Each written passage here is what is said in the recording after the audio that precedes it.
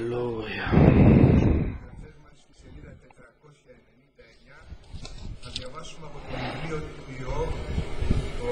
Από το 22 κεφάλαιο, ΚΒ κεφάλαιο και από το 21 εδάφιο με τη χάρη του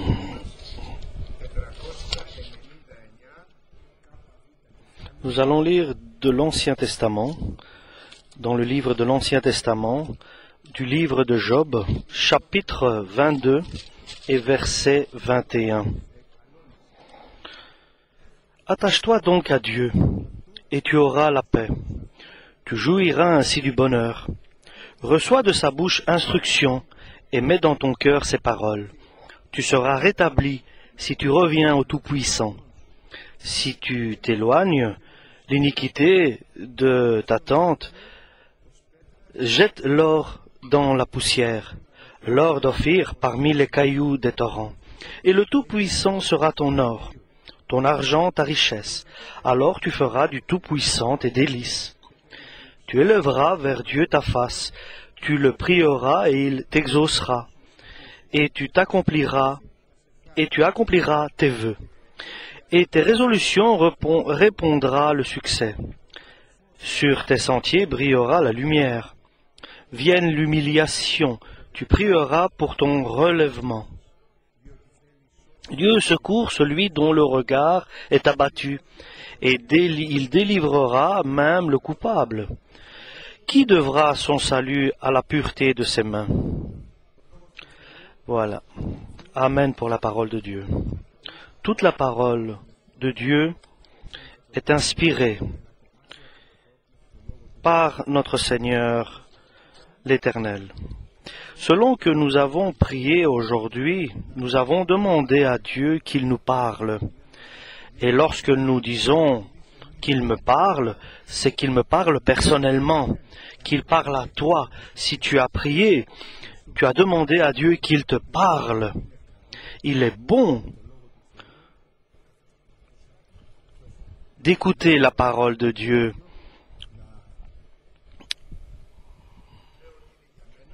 Et que cette parole soit pour moi. Je la prenne comme si Dieu m'interpelle. Et que je dise, cette parole est pour moi. Et seulement alors, nous pourrons dire que vraiment Dieu a écouté ma prière et il me répond de cette manière. Et Dieu nous parle, Dieu nous répond. Donc,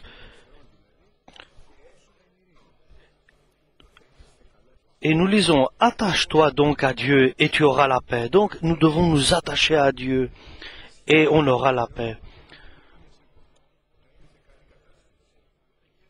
Il n'est pas bien d'être avec Dieu dans une situation difficile. Il faut que nous ayons la paix avec Dieu. Et comment avoir cette paix avec Dieu et ne pas être en trouble avec Dieu et en discorde? La parole nous explique que la punition qui a apporté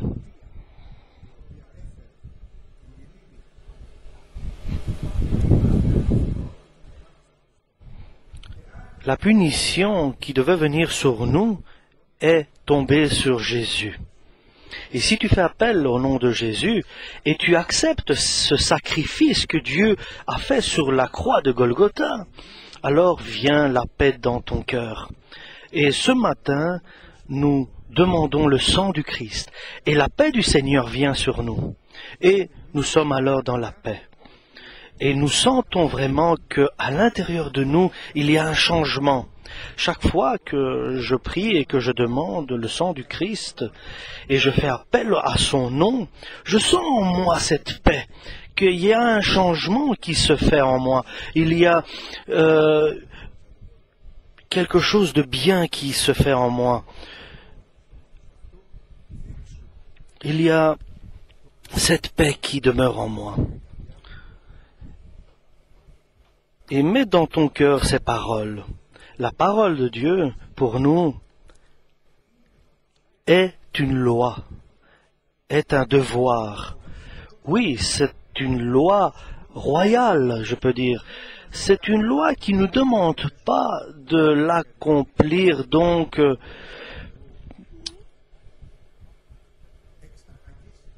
par obligation, mais nous devons l'accomplir par amour.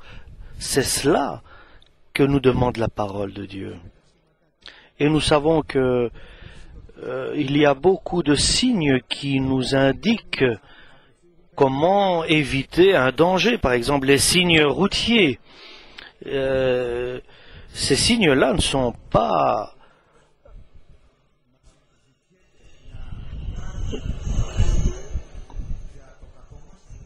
et cela est fait pour notre bien. Ces panneaux qui sont mis sur la route, qui nous indiquent les dangers qui peuvent survenir devant nous, sont mis pour notre bien. Et nous devons nous soumettre à ces indications.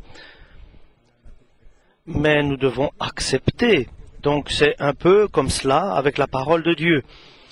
Et si tu reviens vers le Tout-Puissant, et tu éloignes l'iniquité de ta tente, et tu jettes l'or dans la poussière, alors le Tout-Puissant sera ton or. Donc, ce matin, je peux dire que c'est un moment idéal, propice pour la repentance. Et Dieu n'a pas fait un contrat avec quelqu'un pour l'appeler à un moment, mais il y a pour nous, chaque moment est propice, est bon. Et nous avons besoin de revenir vers Dieu chaque moment, chaque instant, parce que nous sommes des hommes, nous sommes des êtres humains, et nous avons un cœur, selon la parole de Dieu, qui est un cœur qui nous dévie du bon chemin, qui nous trompe et qui est corrompu. C'est un cœur de corruption que nous avons, nous dit la parole. Et nous devons toujours revenir vers Dieu. Et lui va nous édifier, va nous reconstruire. Et parfois nous avons des souffrances parce que nous demandons des choses que Dieu ne désire pas nous donner. Et nous sommes là, seuls, avec nos désirs. Et il est possible que les enfants de l'Éternel ont des sentiments qui ne sont pas justes et hostiles à Dieu. Chers frères et sœurs, la parole est claire. Qu'est-ce qu'est le péché? Le péché sont les 17 manières ou explications qui sont inscrites, les œuvres de la chair, et tout ce qui correspond à ces 17 expressions de la chair. Et tout ce qui est péché et qui est hors la loi est contre notre âme, contre notre propre personne. Donc tout ce que nous laissons dans ma vie, dans ma demeure, dans ma maison, dans ma famille, qui ne paraît pas être un péché, mais qui est en fait un péché, alors nous mettons en danger notre âme, nous mettons en danger l'âme de nos proches, de notre femme, de notre mari, de nos enfants. Et quoi que ce soit, et la parole est bien claire.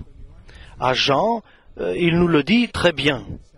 La volonté de la chair, les désirs de ce que nous voyons, et bien sûr la recherche des plaisirs. Et l'Esprit Saint que Dieu nous a donné, et cet Esprit Saint va nous guider dans toute la vérité. Et nous allons obéir à cette parole du Saint-Esprit. Et nous allons nous soumettre à cette parole du Saint-Esprit, parce que Parfois, nous voyons que notre cœur s'éloigne, il a des désirs vers le monde. Je me souviens, il y a quelques années, une sœur qui était nouvelle, qui était entrée dans l'église, elle a été baptisée, et nous parlions de la parole de Dieu. N'aimez pas le monde, ni ce qu'il y a dans le monde. Mais moi, je ne peux pas comprendre cette parole de ne pas aimer le monde. Et je lui ai dit, la parole est vraie, la parole ne peut pas mentir, ne peut pas nous tromper. Si tu aimes le monde, le système de ce monde comme il fonctionne, tu ne pourras pas rester dans l'église. Et elle disait, j'aime Jésus, je ne le laisserai jamais. Oui, peut-être maintenant, à cet instant, la parole que tu dis est juste, est bonne, mais est-ce que ton cœur va tenir ces paroles que tu dis? Et nous savons très bien, chers frères et sœurs, qu'il y a des efforts, il y a des exercices à faire pour nous-mêmes. Et malheureusement, il y a des désirs qui viennent et qui veulent envahir notre être intérieur. Ce ne paraît peut-être pas être un péché, et c'est peut-être pas un péché lorsque nous le voyons comme cela venir. Mais notre cœur, qui demande un peu de repos, et que j'aille la chercher là-bas, en regardant par exemple 1 heure ou 2, un DVD, par exemple, en ouvrant une télévision, en regardant certaines choses, alors mon cœur me guide doucement dans la tranquillité, je rentre dans insouciance, et c'est ce qui se passe, nous entrons dans une insouciance. Et malheur à ceux qui sont dans l'insouciance, et je suis là, mais cela n'est pas bon pour moi de rentrer dans cet état. Parce que nous savons que nous sommes dans la guerre, nous sommes dans un combat, et c'est un combat avec notre cœur et ce qui nous entoure. Et nous devons soumettre notre cœur et l'imposer, nous devons la dompter, oui, nous devons dompter notre cœur. Nous sommes dans la loi royale, dans cette loi qui vient avec la crainte de Dieu dans notre cœur pour que nous puissions garder notre salut. Et ne devenons pas insouciants, ne soyons pas à ne pas nous occuper de rien. Et nous devons revenir, nous devons nous retourner et refaire un check-up, voir où nous en sommes, voir où nous en sommes. Mais il y a le Saint-Esprit qui vient et qui m'informe et qui me dit, mais ce que tu viens de faire là maintenant, à quoi a-t-il servi? À quoi t'a-t-il été utile? Tu n'as pas lu la parole de Dieu, tu n'as pas été prié, tu as perdu ton temps dans l'insouciance de rester devant une télévision, par exemple. Pourquoi je ne peux pas réchauffer mon cœur avec la parole de Dieu? Parce que tu ne vas pas à la flamme de la parole. Et l'Esprit Saint vient à nous tous, et il nous informe, et il nous éduque. Et nous dévions parfois le Saint-Esprit. C'est là que nous devons nous repentir et ne pas faire une déviation de ce que l'Esprit Saint nous demande, et de demander pardon, et de dire non, je ne ferai pas ce que mon cœur désire, mais ce que le Seigneur désire, ce que l'Esprit Saint désire. Parce que je me repens, je reviens, et Dieu m'aide dans cette repentance, dans ce retour. Et alors, je dois éloigner de ma tente ce qui est injuste, ce qui est pas bien. Je dois éloigner ce qui ne va pas. Je dois éloigner de ma maison ce qui n'est pas juste. Mais il y a des problèmes. Mon enfant ne m'écoute pas, oui. Mais la parole de Dieu doit être entendue dans la maison. Toi, tu dois garder la sainteté, la sanctification. Et si c'est dans ta main d'éloigner quelque chose qui peut mettre en danger ma famille, je dois l'éloigner si c'est dans mes capacités de le faire. Parce que Dieu désire que nous le fassions avec sagesse, avec amour, éloigner ce qui met en danger ma famille dans le spirituel. Par exemple, mon enfant va s'occuper plus d'autre chose que de ce qui est nécessaire dans le spirituel. Et nous avons une responsabilité pour ceux qui sont autour de nous. Et alors tu vas amasser autour de toi une richesse. Il y avait avant la bénédiction des biens. Mais maintenant, la bénédiction, c'est une bénédiction spirituelle. Et cette bénédiction vient aussi dans ce qui est autour de nous. Et le Tout-Puissant sera ton protecteur. Et alors, tu seras dans l'allégresse. Et tu en feras du Tout-Puissant tes délices et ton bonheur. Et nous ne serons pas dans la souffrance et dans la détresse, mais je bénéficierai de la présence de Dieu. Et alors tu seras dans la joie, dans l'allégresse. Et Dieu désire que nous soyons ainsi dans l'allégresse et dans la joie, parce qu'alors nous approchons encore plus vers Dieu, lorsque nous sommes joyeux. Et alors tu lèveras ton visage vers Dieu, ta face, et tu regarderas vers Dieu, tu lui parleras. Et il t'exaucera, parce que tu prieras à lui, tu le supplieras.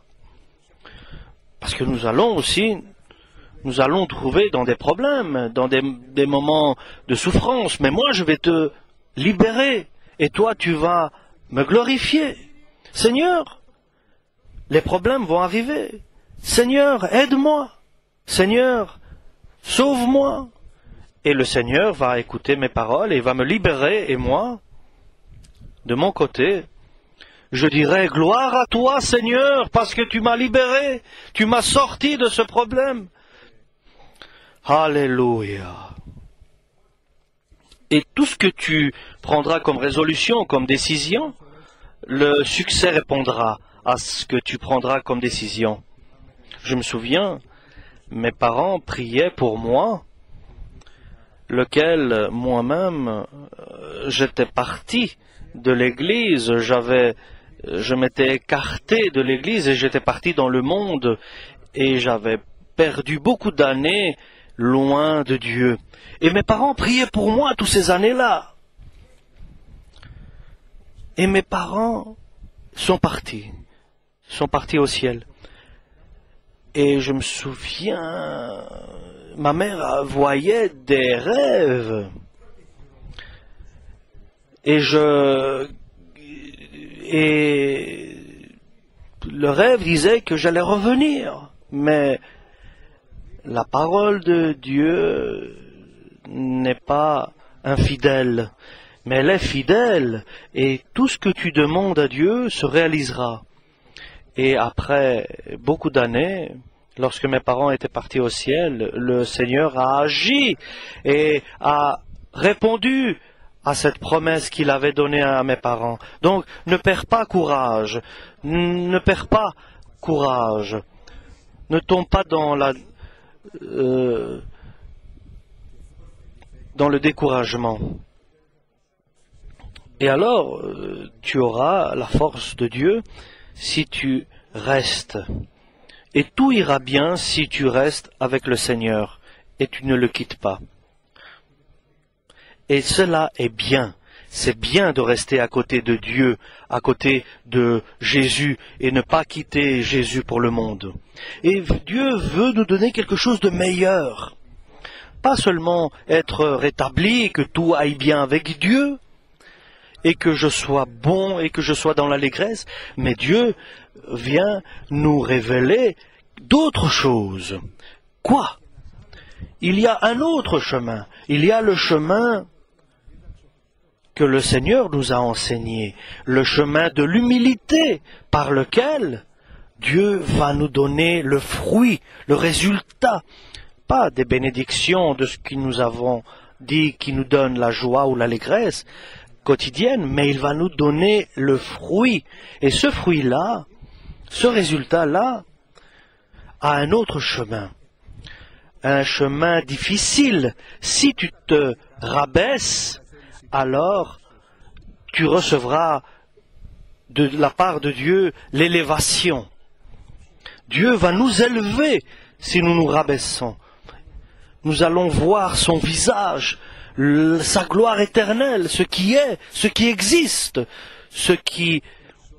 parce qu'il va sauver celui qui fait appel à lui. Il va te donner du fruit. Ton âme va approcher des personnes qui sont dans la souffrance ou dans des difficultés. Et tu pourras, avec ton humilité, laquelle tu te seras rabaissé, parce que nous savons que simplement avec la simplicité et lorsque nous nous rabaissons, nous pouvons recevoir de la part de Dieu le fruit pour pouvoir transmettre aux autres. Et tu pourras parler aux autres avec cette humilité que tu auras reçue. Et que tu auras reçu de Dieu, donc, tout le fruit de cette humilité. Et tu seras à même de répondre à ton frère pour le sauver. Et Dieu pourra sauver l'autre par toi, par ton humilité. Et l'autre qui est lié par le diable, moi tout seul par exemple, je suis parti vers le monde, j'ai été moi-même emprisonné dans le monde. Mais l'humilité et la pureté et la sanctification et la sainteté des saints, des fidèles, alors Dieu leur donne à ceux-là le fruit pour pouvoir sauver d'autres personnes par leur humilité. Chers frères et sœurs, nous devons être bien avec le Seigneur, être en paix, être dans l'allégresse avec lui et dans la joie. Mais demandons qu'il nous donne aussi ce fruit qui est le résultat d'une humilité que nous devons accomplir. Nous devons nous rabaisser pour que Dieu trouve l'occasion de nous donner et de nous bénir encore plus en nous donnant ce fruit de l'humilité. Et du bon, nous voulons le meilleur encore, pour que Dieu nous donne le fruit. Et grâce à ce fruit, nous pourrons aller devant lui et aller avec des mains qui sont remplies, abondantes, pour entrer dans le royaume céleste. Amen.